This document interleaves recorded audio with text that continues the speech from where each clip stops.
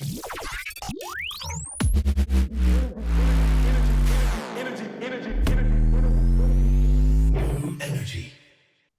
everyone, you're listening to New Energy, which is an electronic music podcast slash radio show from Burn FM. Today I am joined by a very special guest, YouTuber, music reviewer, bass music expert, Nawtystep. If you'd like to introduce yourself for those who don't know. Yeah, so my name's Connor. I've been running the Naughty Step kind of channel and brand. Officially, I was just actually kind of becoming aware of this the other day, but yeah, it's been officially 7 years. I mean, it used to be a blog.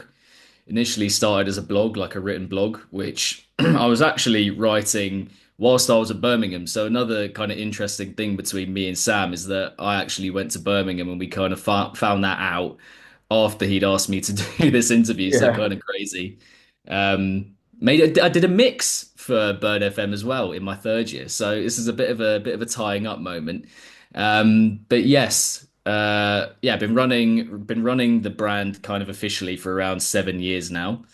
And yeah, just covering all kinds of bass music, so kind of heavy kinds of electronic music, whether dubstep or drum and bass or trap or types of house or techno or garage or anything like that. And it kind of started off with EP and album compilation reviews, that kind of thing.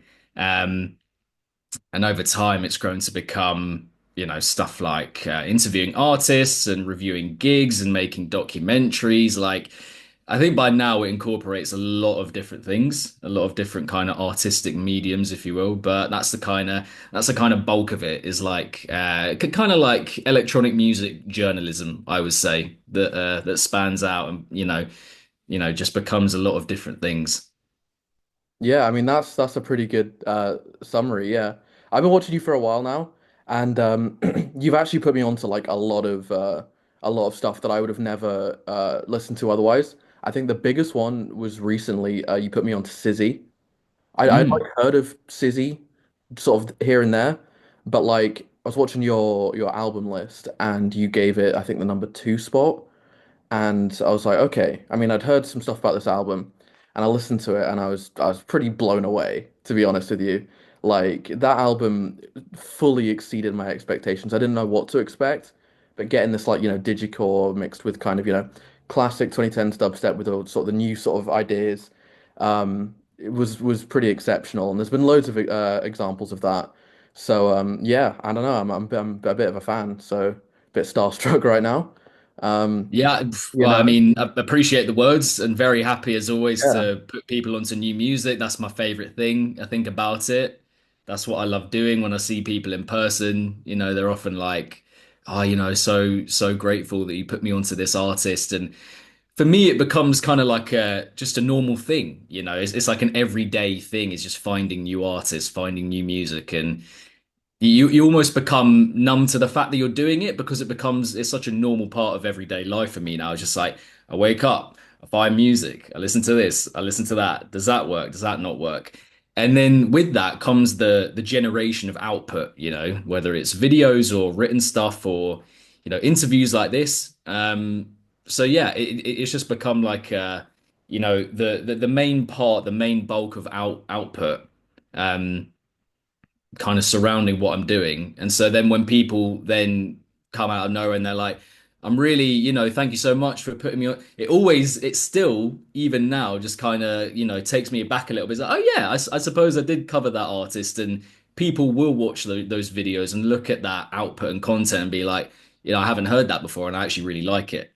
So every time that someone says that to me, it always fills me with a lot of joy because you kind of forget that that is actually the whole point of it, if you know what I mean. yeah. There's like the ripple effect and sort of the way that you essentially are like, influencing people's tastes and putting people onto new stuff, which I think is pretty awesome.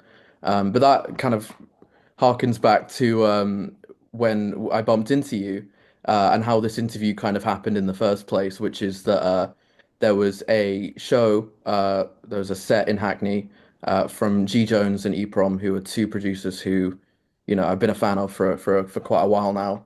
Um, and after that set, unbelievable set by the way. I do want to ask about like what you thought, but I bumped into you and I think you were talking to some other people who recognized you, and I had to like leave because I didn't want to miss my bus. But I looked up and you were just there, and I was like, oh, that's Nawtystep. And I was just like, really quickly, just like, oh, I'm a big fan. But then I had to like dash out of there. But what did you after that, that gave me the idea. It's like, wait, why don't I just see if I can get into you? But yeah, what did you think of that G Jones and E prom set?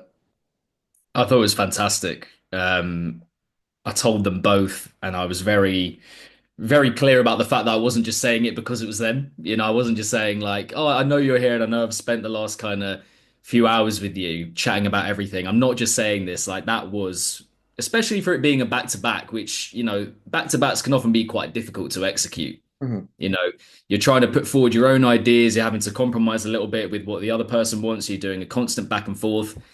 And that, again, that can be tough, but it can also create incredible results. And that's exactly what we got, I think, last week.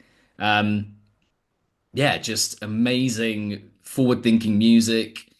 I think the kind of set that we haven't really had in London for a very long time Yeah. with that kind of music in particular, because a lot of it at the moment, driven through Sin London, of course, who are doing a fantastic job of getting shows properly, back on the way in the UK, making it a consistent thing again. But a lot of that is dubstep. A lot of it is dubstep and, hybrid kinds of that main genre. So to get that, kind of what was it, hour and a quarter or hour and a half from them last week? Uh, it was like an hour and a half or something like that. To get an hour and a half of like pure gnarly af like industrial bass music, and for so much of it to have like catchy moments as well. We're not just talking about music that's just like throwing noise, like getting paint and kind of like throwing it at the canvas kind of vibe.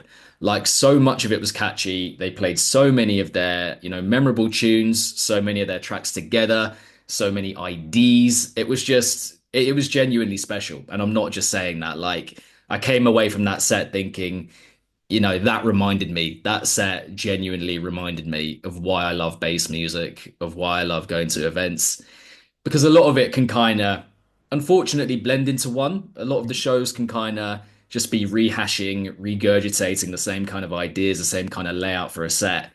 But yeah, that was different. That genuinely gave me the feeling like, yeah, that was special.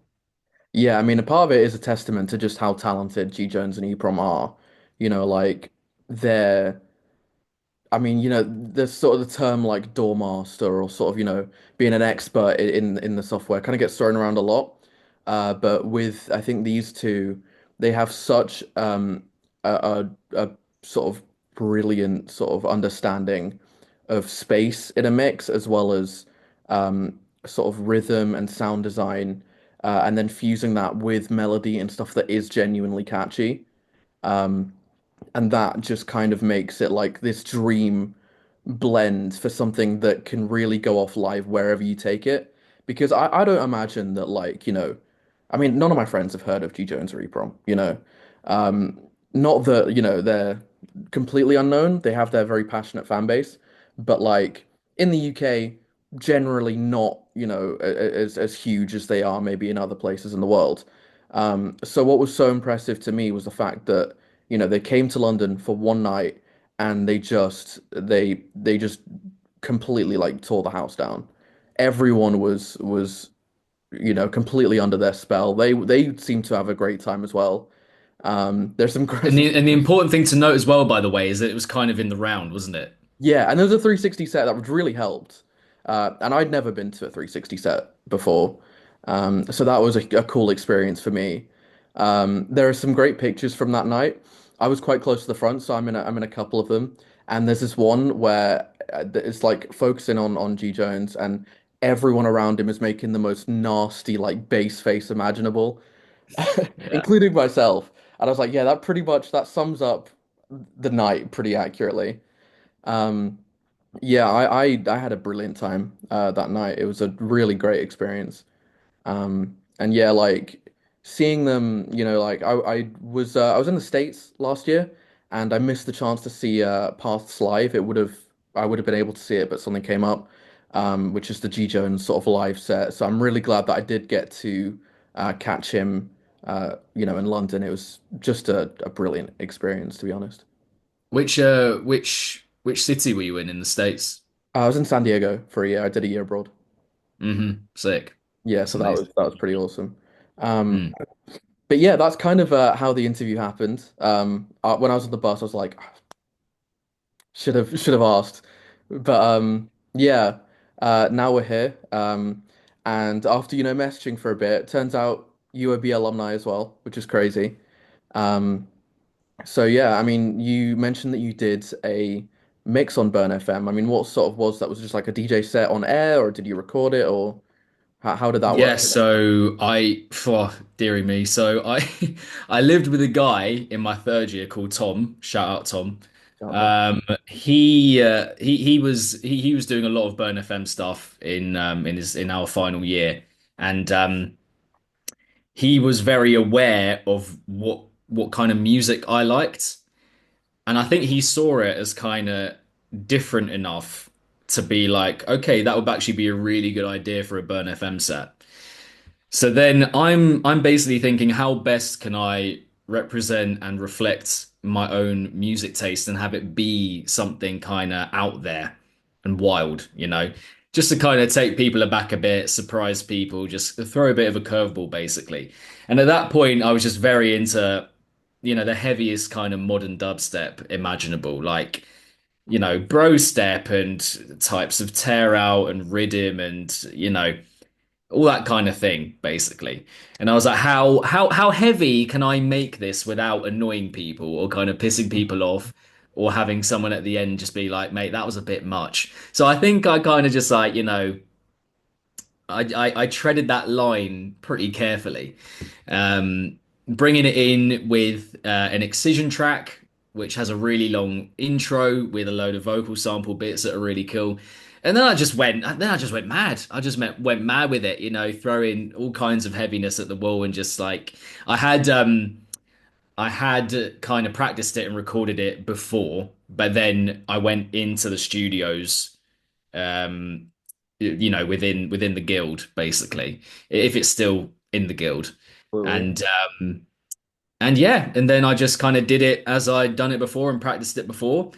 The one thing that the one wrong thing that I did that he'd lectured me about beforehand, my mate, he was like, if there are any swear words in these tunes, then you Yeah. have to mute like instantly. And I was like, yeah, don't worry about it, mate, don't worry. And I completely ruined that. I got that completely wrong. Like anyone that came in, I was like, you know, shouldn't have done that. And then he gave me this look that was just like, Connor, mate, next one, it's a problem if you do that again, kind of thing. But it was a lot of fun. It was a lot of fun, and yeah, it kind of gave me a bit of a knack for radio stuff, even though I haven't pursued it properly yet. It's something that I do want to dive into at some point. So yeah, just a lot of fun. Yeah, I mean likewise. But I've definitely had it on a couple of episodes of my show where I can't remember what song I was playing. There's been a couple. I think Jane Remover was one. And I forgot just a couple F-bombs on the tail end of the track. And I've had to like, end the track and be like, I'm so sorry, Burn FM doesn't condone all that, which is fair enough. It's a uni radio station. But yeah, I mean, I've not necessarily done, live mixing on Burn FM, but I have done some DJ sets for. There's now a DJ Society, which is super cool. I mean, it's No way. yeah, Oh, I would have group of loved people, that if that was there when I was there. I would have loved that. super passionate about DJing. And then Circo. Do you remember Circo? Yes. Well, actually, Serco. Oh, what did it used to be called? Thingy something Village. Urban Village. It used to be called Urban Village, but it basically changed the name after I left, the year after I left. Yeah, so I didn't know that, but Circo essentially have been letting DJ Sock every so often for like a Tuesday night come in and have like an open deck sort of thing. So people can sign up and they can like, mix for like half an hour, which has been a super cool experience. So shout out DJ Sock, they've been killing it. And then some of them have actually been like supporting, like one of them supported Oppidan, which is crazy. Shy FX, I think, was another one that someone on committee supported. It's No bringing way. people up. That's Um, mad. yeah, so they're doing pretty well for themselves. Um, and yeah, so I did a couple mixes with them. One that was live streamed on Guild TV, which was pretty fun. I dropped my own 140 dubstep track in there. Not sure if they were the biggest fan of the track, but I was going for like the Hamdi kind of vibes. Um, but yeah, so I mean, for me, Burn FM and sort of this whole, the guild and all of these opportunities has been just like an amazing way for me to expand my musical knowledge, my, DJ and producing skills, and yeah, I don't know. I think it's been a super. I mean, I have this show now, and it's led to this interview, so it's been uh, a pretty great experience for me on my uni journey. Awesome. I mean, that's all great stuff. Like, do the people at DJ Sock do they convene for nights out as well? Because I remember that being like one of my favorite parts about going to uni in Birmingham, which is the nights out were mostly incredible, genuinely. And I know that some of the venues have closed down since I was there, but I'm curious as to whether there are still good venues there that you're like, yes, I would happily go there any day of the not any day of the week, but like for any event kind of thing. Yeah, very much so. I mean, I might not be, the most well versed, but the ones that I do know that are quite good are XOYO, which was originally the Mill. Uh, I think that's been around for a while. It's now called XOYO. They're pretty great. Lab 11, a bit of a staple. People Classic, love Lab 11. classic. What else? Hare and Hounds is really good, really close, and there's brilliant sound system there. Um, and it's kind of like the same size as uh, Oslo, the sort of the room where the G-Gen set is pretty intimate, but really great stuff that goes on there. So those are the three that I'm kind of most aware of. I'm sure there's more, but yeah, I think there are some really cool venues if you know where to look. Sick. It's good to know. Very good Yeah, to know. so if you ever find yourself back in Brum, those are the places.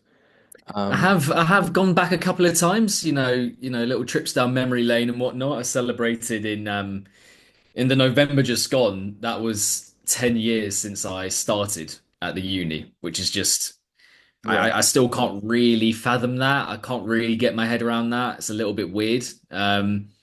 But haven't actually been there for with the purpose of going on a night out, if you know what I mean. So definitely feel like I should do that because yeah, some of those venues they're pretty timeless for me, and there's a lot of kind of nostalgia baked into those venues for me that I don't think will ever leave me. So yeah, got to return at some point, right? Oh yeah. Um, Yeah, I mean, I wanted to also ask about like your journey getting into bass music. I mean, you did mention, you had the blog and you've been doing this channel for about 7 years. But what kind of was your entry point into the sound and of bass music and electronic music, and what kind of put you onto this journey? Sure. So this I think might kind of tally with quite a few people's experiences, but it's essentially just the bare kind of nuts and bolts of it is hearing Skrillex for the first time and being completely blown away and being like, what on earth am I listening to right now? And basically, I was a slightly, I don't know what word you would use, but we're going to veer towards kind of weird and odd as a child in that I really loved like demonic horror kind of, fantasy kind of movies, right? Vampires and monsters and all this kind of thing, right? Suddenly, when I'm like 15 years old, I'm on my mum's computer just kind of doing some homework or something, and I just go on YouTube, um, just, randomly, and I see this video and it says, "Hey, sexy lady, Skrillex remix." And I'm looking at that and I'm like, the thumbnail looks quite interesting. There's some kind of angular kind of artwork on it. And then you're looking at the title as well. You're like, sexy lady, you're a little curious little teenager kind of thing. You're like, I wonder what this is about, right? So I clicked on that video, and that was definitely the moment where I was like, this is something that I need to explore a lot more. Like, where is this music? Where else can I find this music? And basically, what had happened is that I now had like an audio version or an audio representation of all of this visual art that I had loved up to that point. So it's like, oh, all these films that I've been watching with, ghouls and vampires and intergalactic, space aliens or whatever, whatever. Now there was a music that was like, okay, that just sounds like the sonic representation of that, you know? So it was all kind of tying up in my head. And I'm like, oh, this really feels like something I could explore, And I was, massively. I mean, I'm still obsessed with football as well. That's like another big like taste and passion for me. But I kind of realized that I hadn't had that level of like good feeling about something since I started getting into football. So I was like, okay, that's a sign for me to just, keep exploring it. Um, Spent the latter years of school just kind of finding more music, getting into it, meeting people as well at school who liked the music, which there weren't many, but there were enough for me to be like, okay, we're friends because of that thing, and we're going to go to illegal raves, and we're going to go to concerts when we shouldn't because we're too young, and all this kind of thing. So much kind of culture built up in that. And then yeah, just did a lot of that, finding more music, getting more invested. And then um, in my gap year after school, I started the blog, which was just a written blog, a WordPress, classic WordPress blog, just writing reviews here and there, EP reviews, track reviews, little top tens and stuff here and there as well. Um, and then I get into uni. And I'm still kind of writing the blog here and there, but it's kind of difficult, to keep it up alongside doing your degree. You know how it is, right? And then I came across a YouTube channel called The Needle Drop, which is dedicated solely to just reviewing music of all kinds, right?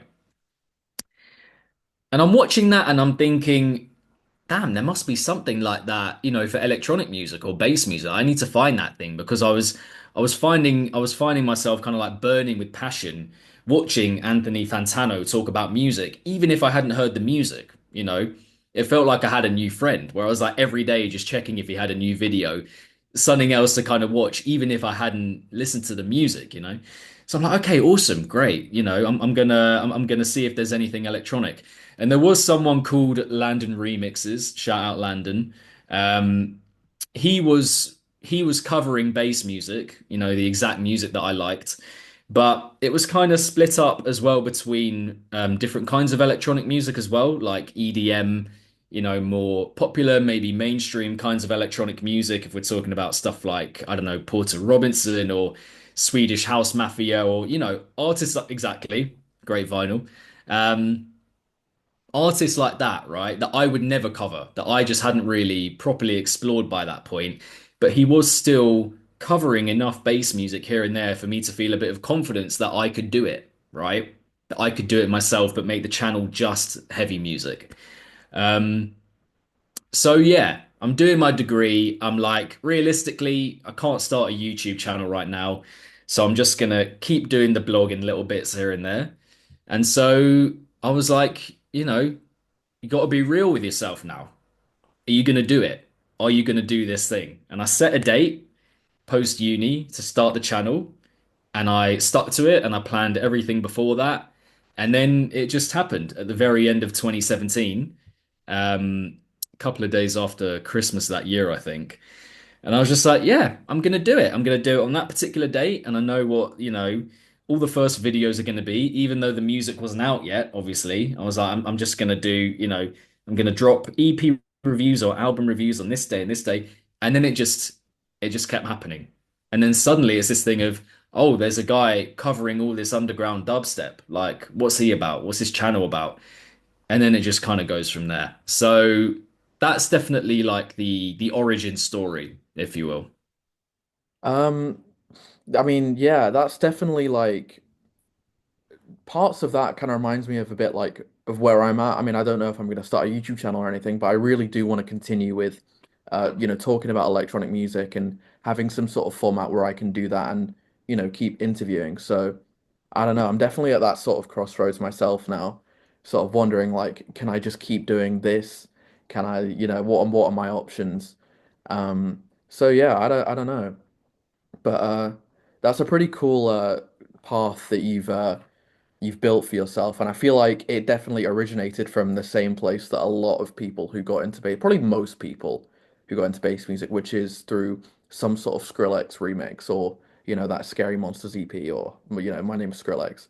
I mean, for me, that was getting into Avicii, discovering levels for the first time, um, as well as getting into Nero and Promises, and that being a huge song that I was listening to at the time, both of which have a Skrillex remix. And that was kind of my gateway of like, oh, I've never heard anything that sounds like this.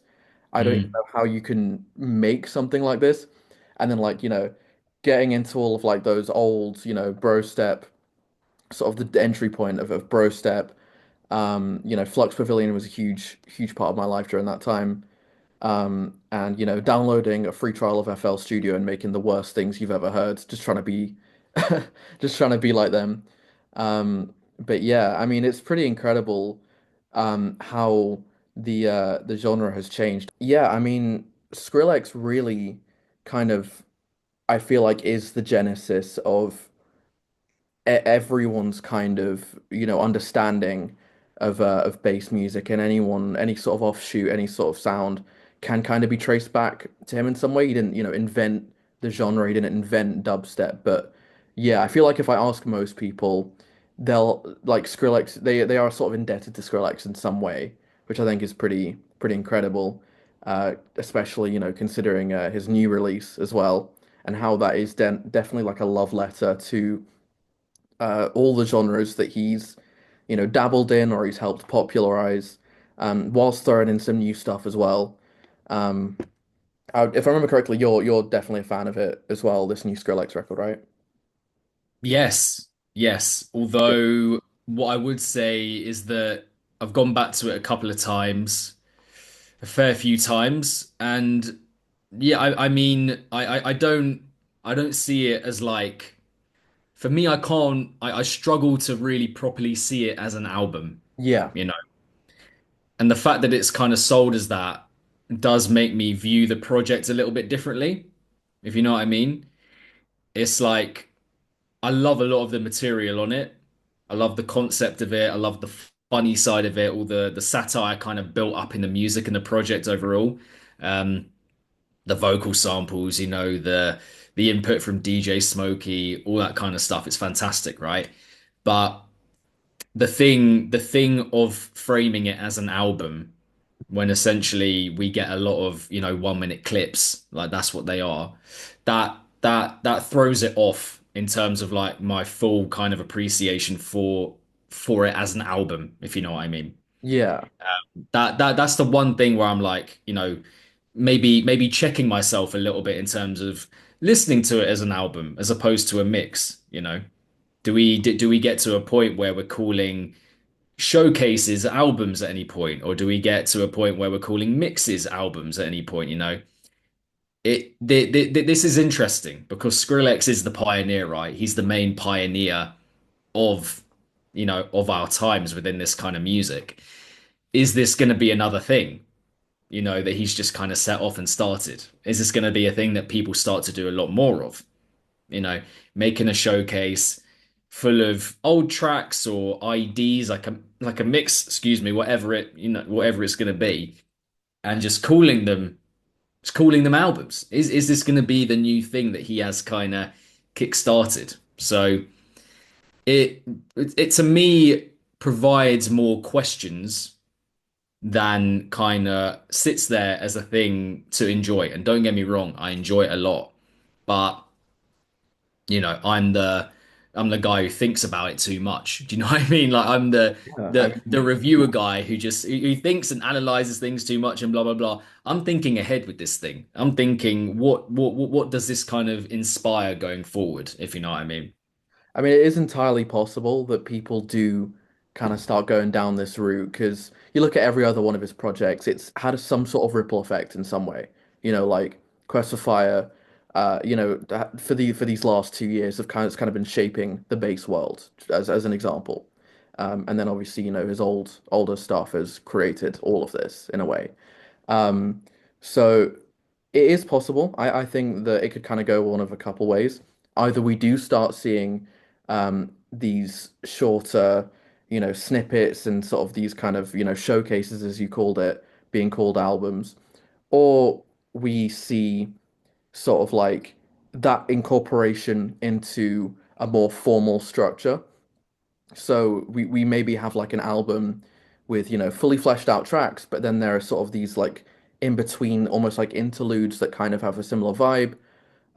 Or we don't get any of that, and instead we get the sort of sonic ideas instead, part of which is like the mixtape sort of, DJ Smokey kind of like hosting, this experience or having a project that feels more like a set than it does an album. So I think we're probably going to see bits of all of that from different people. But I don't know. It's definitely up in the air right now.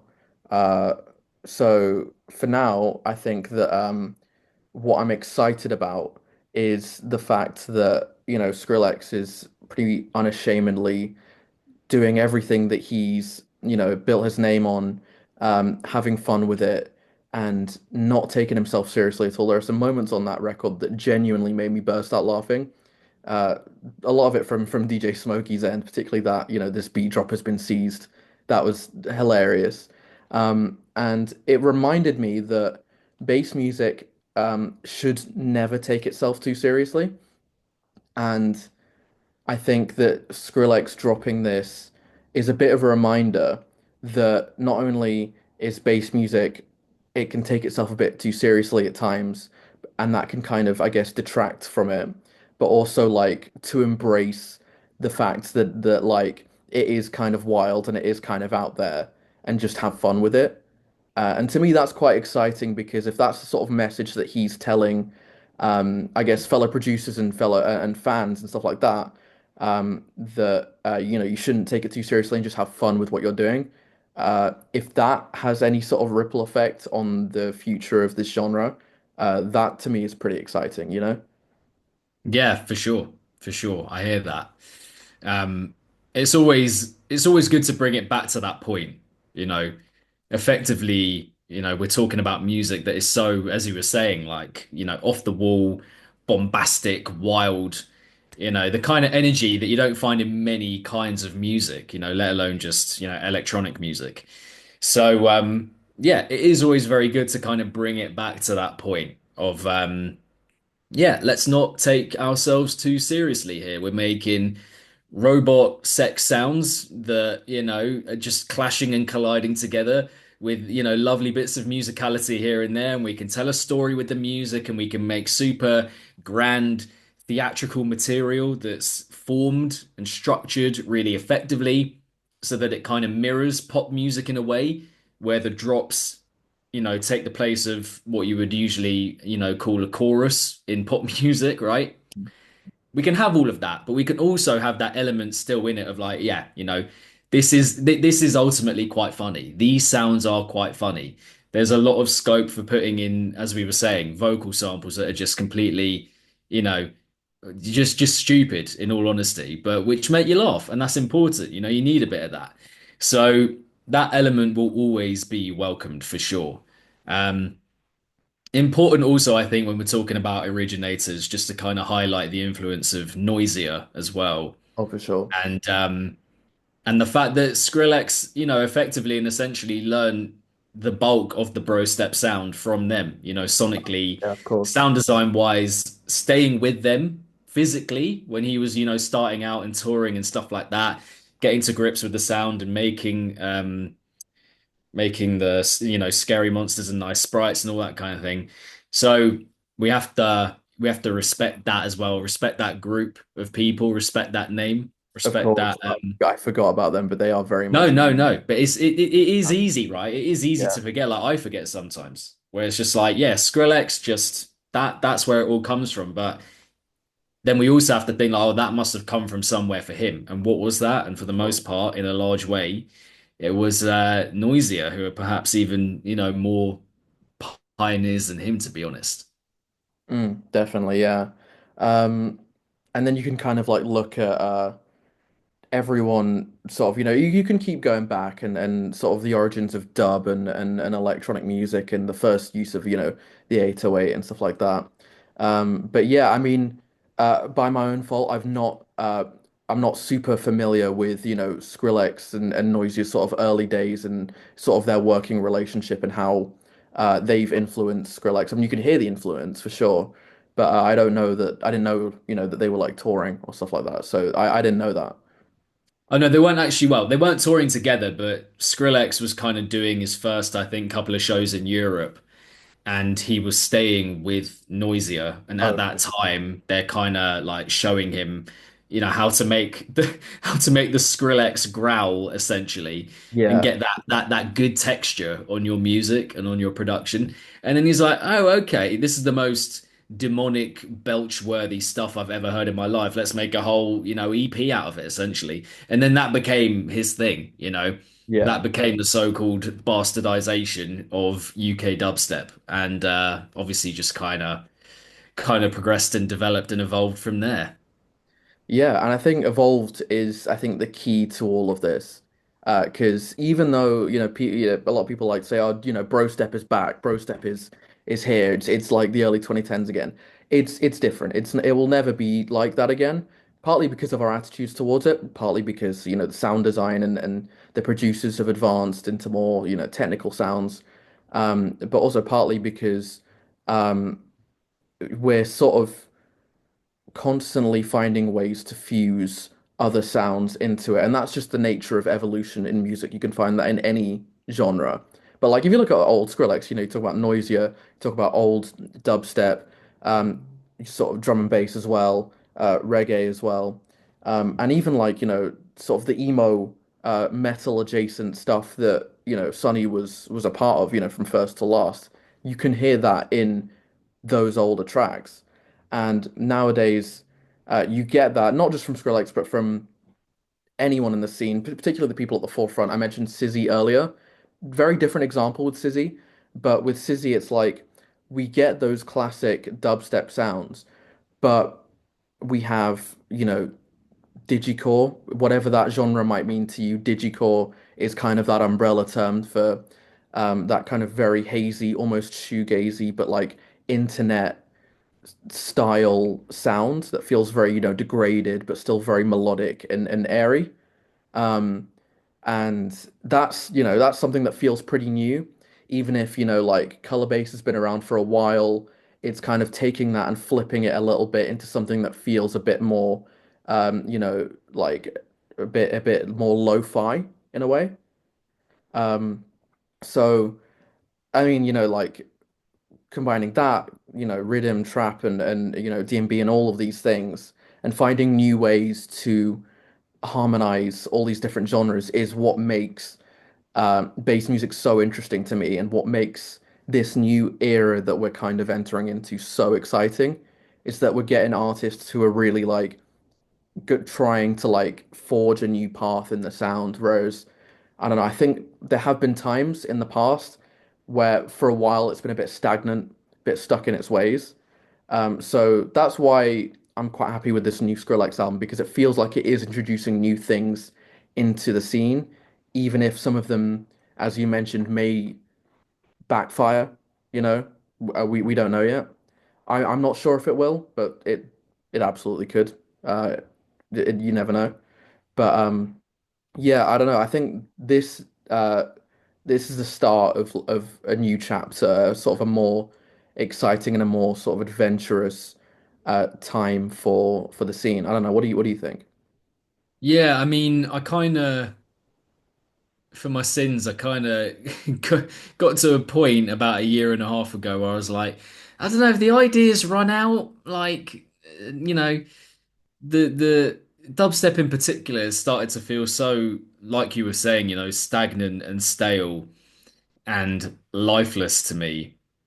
that I was kind of just like, oh no, yeah, this represents what I feel about bass music overall, just dubstep as a kind of cover over the whole of bass music, which was completely stupid. But I did get into a little bit of a thought rut, if you will, of just thinking like, yeah, the ideas are done. That's it. They've all run out. They've all been done before. There's nothing new or, ingenious that can be extracted from this kind of music anymore. It's impossible. It's not going to happen. Which, that lasted maybe a couple of months where I was just convinced that that was it. All the ideas, all the concepts are gone. But that was never really the case. I think I've had little moments here and there where I haven't been quite as attentive, really, to what's going on in terms of the makeup of a track and what a track is trying to sell as an idea. So I get kind of lost maybe in production or certain sounds that are used that I don't like, or maybe there's a vocal in a tune that I don't like. But all the while that's happening, there's a really cool, bit hovering at the top of the track, or there's a really cool use of sub bass, or there are other sounds that I've never heard before. But they get kind of pushed to the side in my mind because I'm hyper focusing on other things that are kind of putting me off the music, if you know what I mean. So there's always new and clever things going on, I think, with bass music in particular, because the scope, for finding new sounds and, reshaping them however you want is kind of infinite. So of Oh, course there are always going to be new ideas. On the other hand, of course, there are always going to be, you know, times and periods for all kinds of music, not just electronic music, where you get a huge kind of influx of the same kind of sound again and again and again, because that's what forms a genre, right? That's what forms a style of music. It's different artists doing a very similar kind of thing.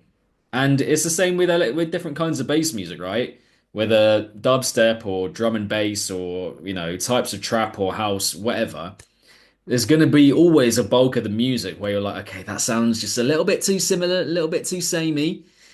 But beyond that bulk, there's always going to be other stuff that's pushing it forward, evolving it, presenting new ideas, being creative and thinking outside the box, breaking boundaries, all this kind of language that we associate with music progressing, if you know what I mean, and not just kind of, again, like you said, being stagnant, staying still, feeling a bit stale.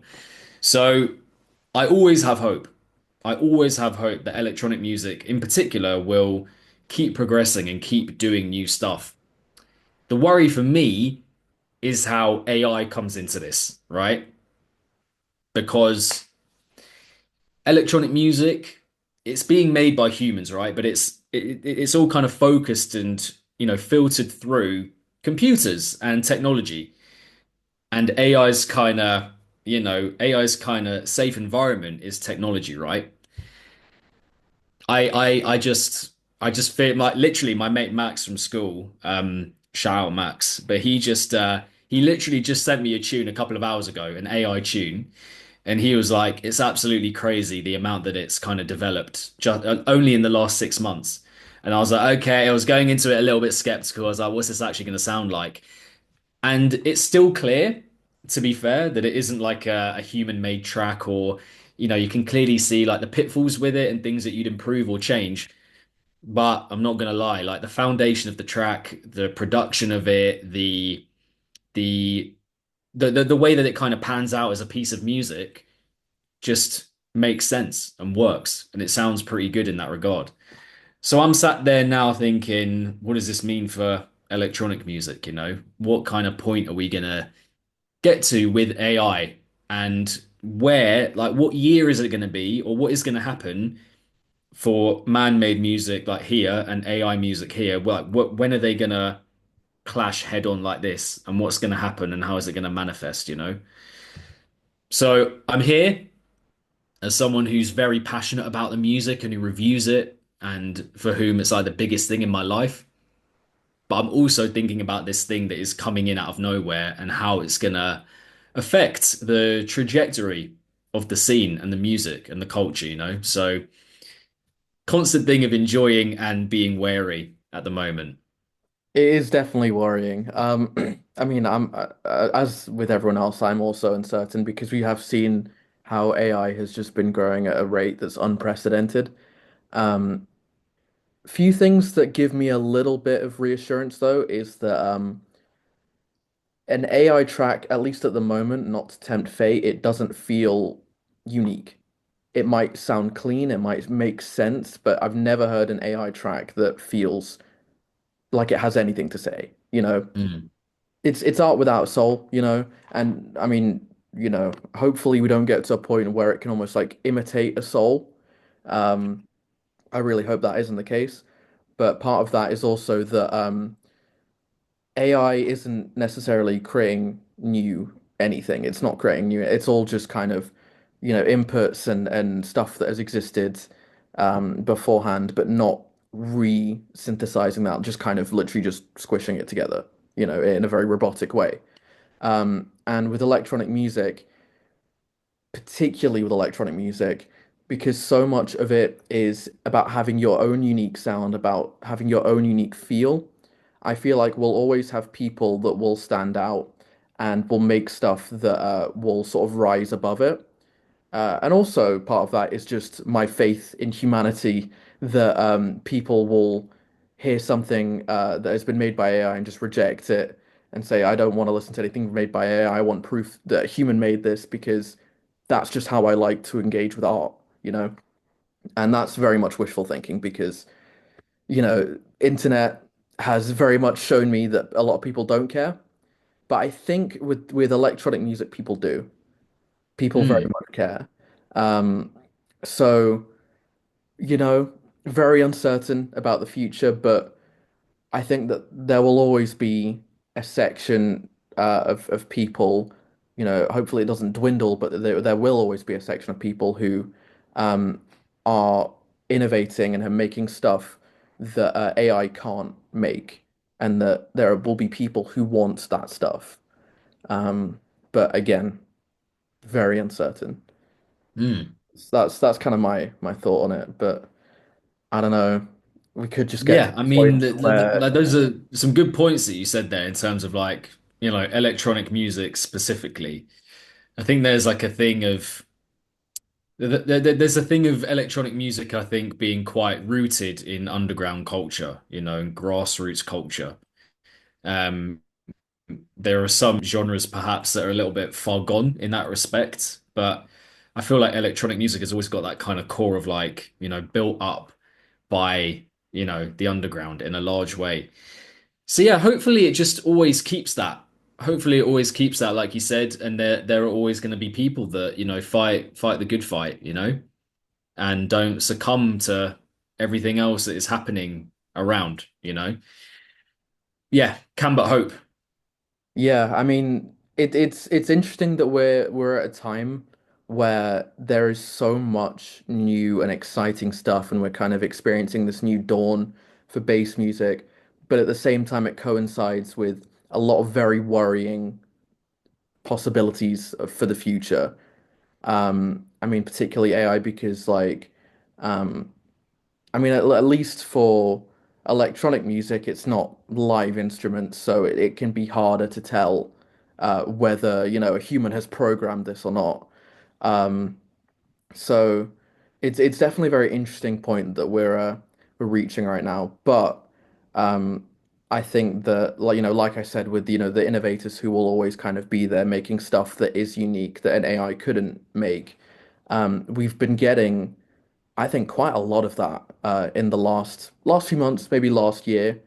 Um, partly, Skrillex, but also Virtual Riot. I think has been just absolutely crushing it. Space Laces, I think, just put out like their best track yet. Um, that track was insane. Um, I don't see how at least for the time being an AI could recreate the basses on that. Just like that's a bass that I've never heard before. So um, I don't know. I think that thing I'm quite optimistic, maybe a bit blindly optimistic. But I think that where we're at, there is definitely more of me that sort of looks ahead and sees good things than there are. things that worry me, even if those worries are very much there, you know. Yeah, Um, I think I agree. I think I agree, just yeah, about. just about. Yeah, no, I mean, look, I part of me just wants to like not think about AI, but like it's there. Your concerns are very much justified. Um, but yeah, I don't know what else have we got. Yes, there's a few things that I wanted to talk about. Um, one of which, kind of regarding new releases, one of which was this tweet that you put out a couple days ago. Uh, don't worry, no, is about Virtual Riot, about stealing fire versus simulation. Um, and I've been thinking about it for a while because I'd kind of not really thought about which one had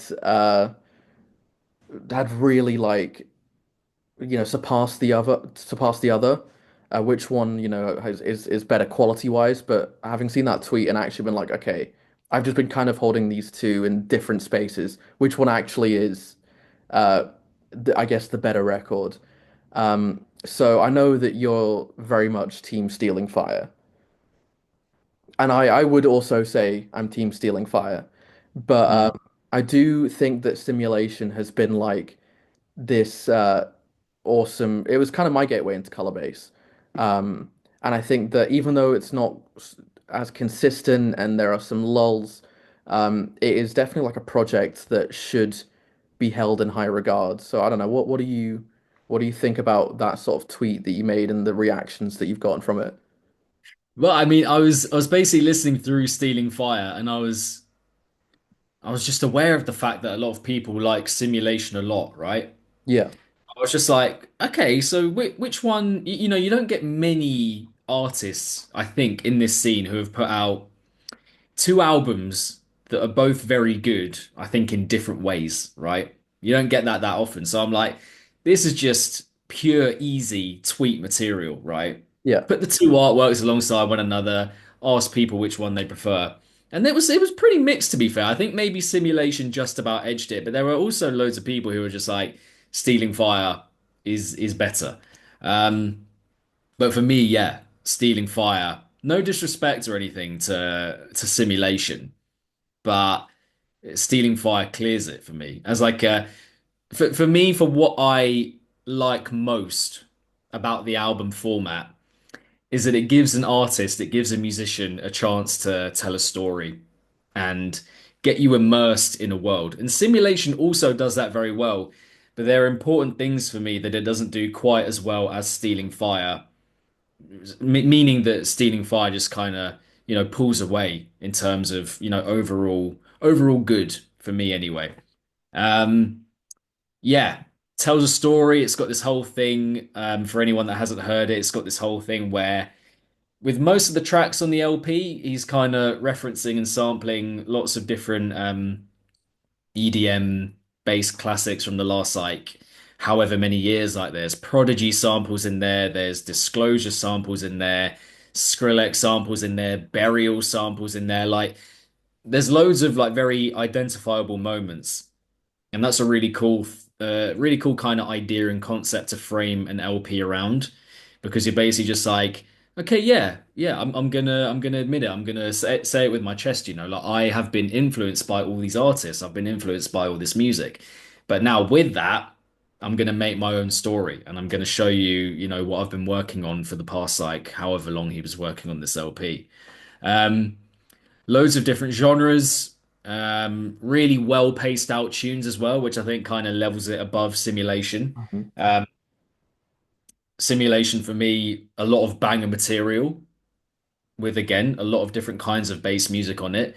But when it comes to like really feeling like I'm in a story and kind of being taken on a journey by a singular artist, I get that feeling way more with Stealing Fire than Simulation. Simulation production wise as well just feels that little bit less refined, which is also a very important thing for me, for like kind of really feeling and believing the music, if you know what I mean.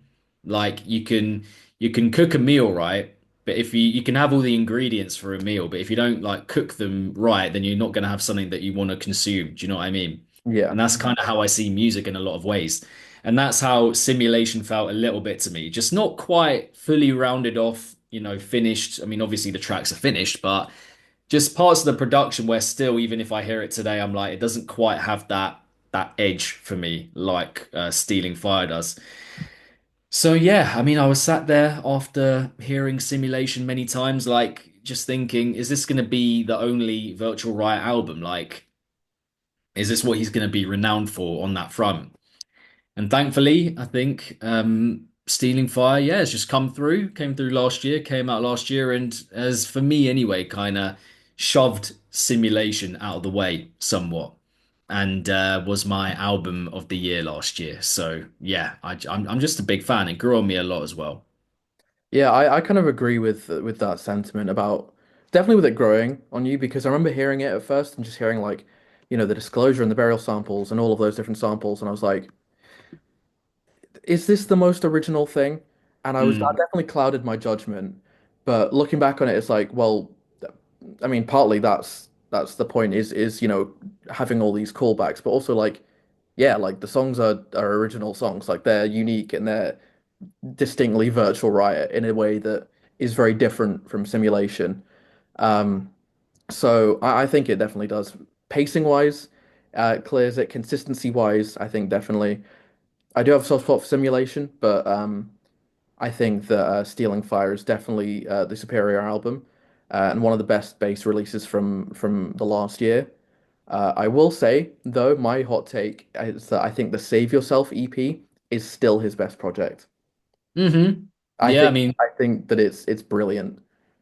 for sure. I mean, I'm not including the EPs and what I've said so far because for Yeah, me, they're different. They are different. yeah, Like almost having his sound be compressed and concentrated into a smaller project of music just makes it that that that bit more of a level up because the material's getting, yeah, like I said, just kind of pushed into a smaller space. So track on track, you're just like wow, and then you're like wow again, and you're like wow again.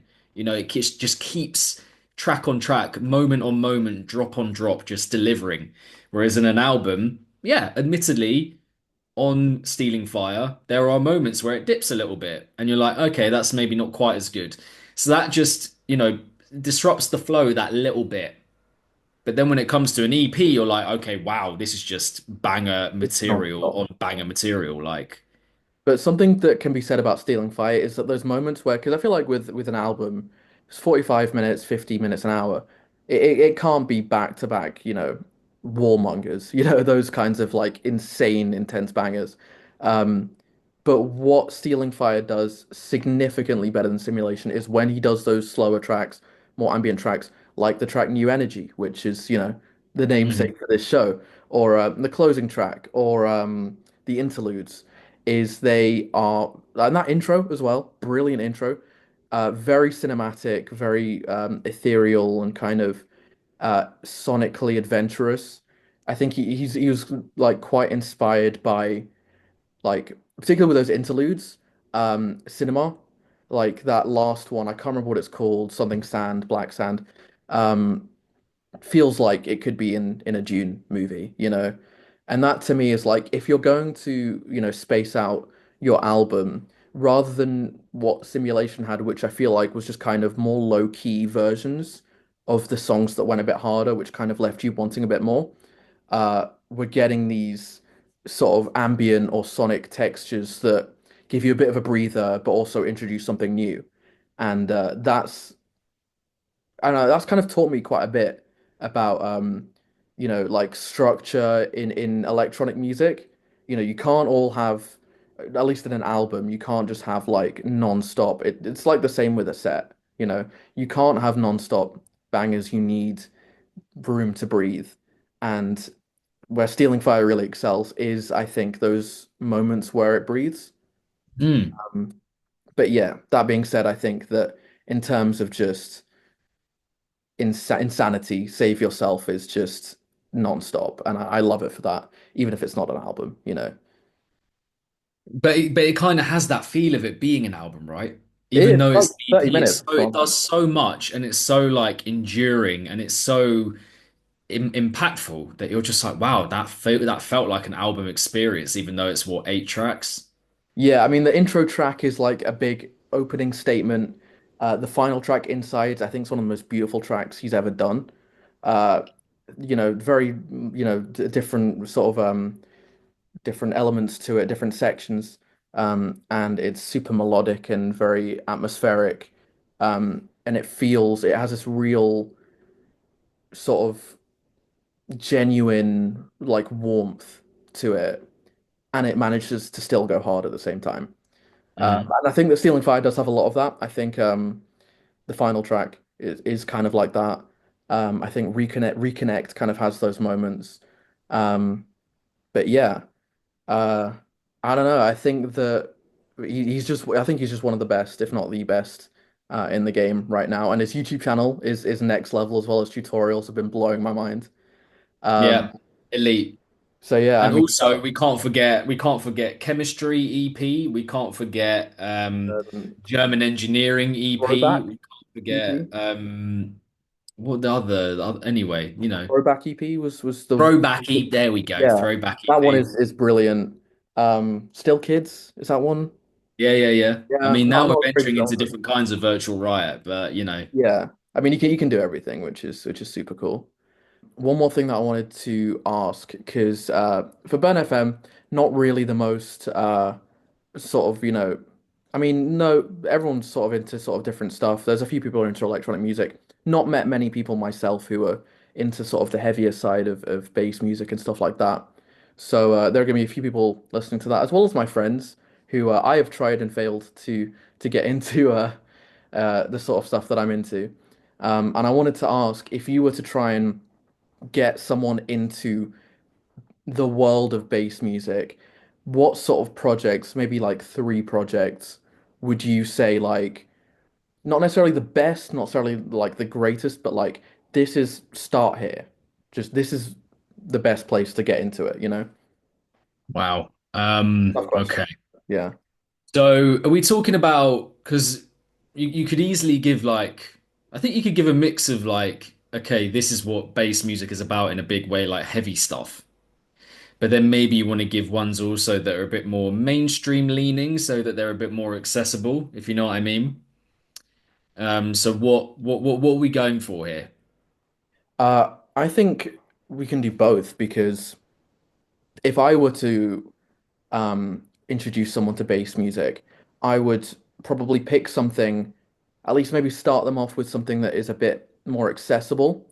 If I were to go three projects, I could go like um maybe Stealing Fire. I feel like that's like something that people can kind of see the merits of pretty quickly. It's very easy to kind of latch onto. Um and then I could go for something a bit more out there, like maybe a G Jones kind of thing.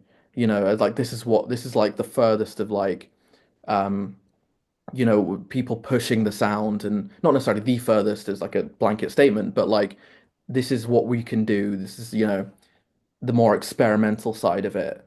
And then I don't know, maybe a third project as something a bit heavier, um, or even something a bit more, modern and out there, like potentially that Sizzy album, or eliminates new stuff as like kind Mm, of a blend of like this is very accessible, it's very melodic, very easy to get into, but also there is some genuine like experimental stuff going in there, some very real sort of artistic leanings as like that sort of thing. So, like there's the entry point, the accessible kind of aspect, the sort of more out there stuff, and then there's kind of that blending of the two.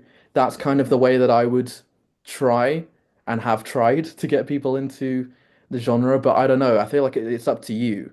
Like if it's someone who doesn't know anything about the genre, but it's like, what's this all about? Like, doesn't know how would anything. you, Okay. how would you go about it? So I think it's there are so many ways, obviously, we've just gone over this so you can do this, but I think in terms of like a proper pop bass kind of crossover, I would look at an artist like Knock 2, for example. He's just put out an album in January called No Limit, Very. but all the singles, all the EPs kind of leading up to that, his collaborative work with ISOXO as well. Um, it's just pure pop bass crossover music, and it goes into house and bass house, trap. I think those are the two that he kind of majors on for the most part. Um, but yeah, vocally, sounds used, the structure of the tunes, the kind of A-B format with like a fat midsection in the middle. He's just got that completely nailed down. Top draw, absolutely top draw. So definitely knock two, which is just the word knock, then a two directly after it. You'll find it if you type knock into Spotify or Apple Music, you'll get it, I'm pretty sure. Um, for the heavier stuff, um, well, actually, a dubstep artist, Leo Tricks, is also very good for kind of bringing pop into dubstep. So if you're looking for something a little bit heavier, but still got that accessible, melody-driven, kind of vocal-driven as well, music, Leo Tricks, Leotrix, very good, very great. Something a bit more out there. I'm almost always going to recommend Culprit, which is Culprate. And he's made some of the wildest, most out there, um, abstract, just mind-bending bass music of all time through albums, EPs, spanning well over a decade. Incredible artist. And that's the kind of thing where you think maybe about like more jazzy structures, where again, the structure a little bit more kind of weird and out there, not not completely conventional, but reining that in with bits of sound usage, bits of catchiness that just kind of um, root it in this kind of normalcy beyond the abstract and beyond the unconventional, if you know what I mean. So that's just if you want a bit of a mind-bending listen that's still got little moments there where you're like, okay, that's pretty catchy and stuff like that. And then where you kind of marry the two in a way, I think maybe I might recommend Cohen Sound. I think that'd be quite a good start where there's a lot of pop appeal in a lot of their earlier music in particular. But then there's yeah, just stuff like neuro music being brought into it and kinds of drum and bass and stuff like that where you do get that mind-bending element as well. But it's kind of in unison and they're shared. Whereas with Culprit, for example, the kind of abstract nature of it maybe takes over a little bit more.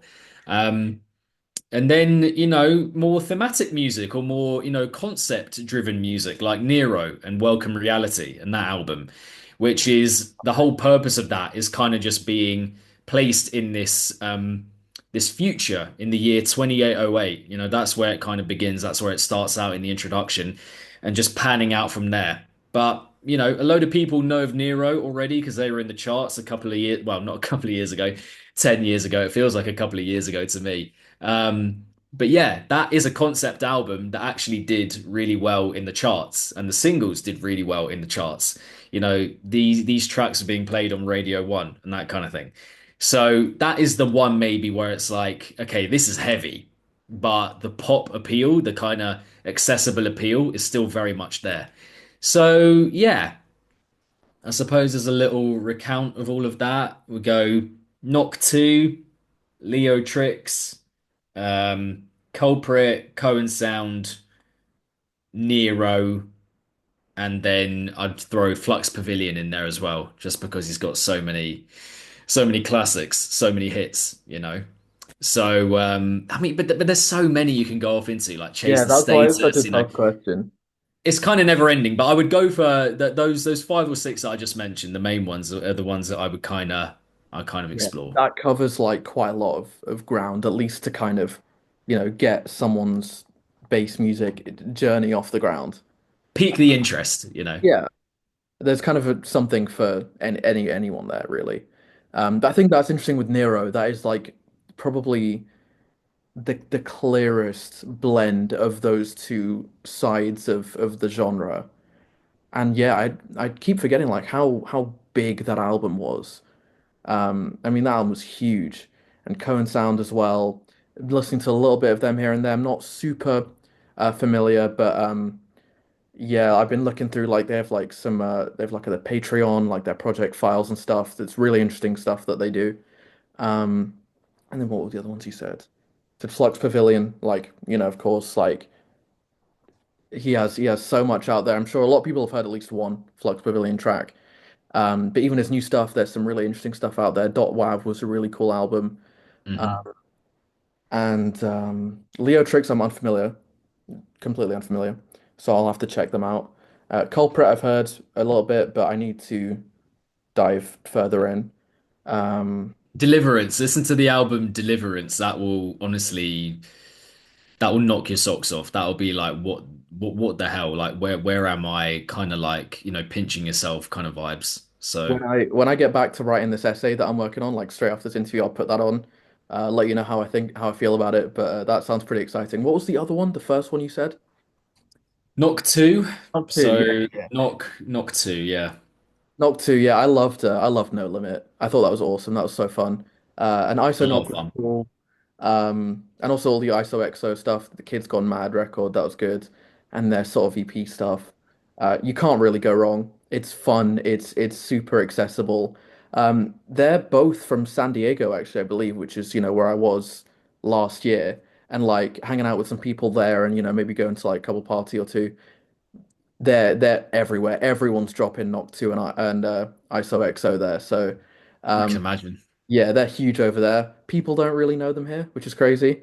But yeah, I think that's a pretty good roster to get people started off on. Um, but yeah, with that being said, I think that's probably I don't want to keep you any longer, but that's probably, that's all the main points that I wanted to talk about. So thank you so much for doing this. Genuinely, it means a lot to me. I've been watching you for ages. So this has just been a huge opportunity. It's been a great experience just talking to you. Um, and yeah, I mean, is there anything that you want to kind of plug or say? You know, obviously, the Nawtystep YouTube channel, everyone should check that out. It's brilliant, and I've learned a lot from it. I've found a lot of great music from it. So. Um, yeah, what is there anything that you kind of want to sign off on? I think my main thing for what I'm doing personally going forward is I've been doing a lot of reflecting recently on what I've done up until now, taking in and kind of really thinking about all the different art mediums that I've kind of explored so far, and thinking about the next ones. I won't say anything now, but I think there are going to be some pretty significant changes to the channel, the brand, just generally kind of what it's about. Um, because I think as much as I love reviewing and I love talking about the music, the way that I've been doing it, it can only get you it can only get you a certain way, and it kind of has a little bit of a limit in the sense that if I'm reacting to music, there's music in the videos, and that gets claimed for copyright on my channel, and that kind of stunts your channel a little bit and stops it from being shown and exposed to lots of people. But then if I'm just talking and I'm not using the music, then people obviously don't enjoy that quite as much, and understandably, right? Because there's no music in the background, there's no reaction element. I'm just here chatting about it. So I've been thinking a lot about that. I've been thinking about the ways that I can do that in newer and more different ways. And maybe that will be the thing that makes up the channel in whatever capacity, whatever art medium I choose going forward.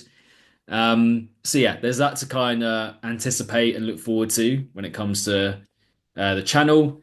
Um, Beyond that, yeah, just keeping on being the guy that is obsessed with listening to this music and keeping up with all the releases and talking about it where I can.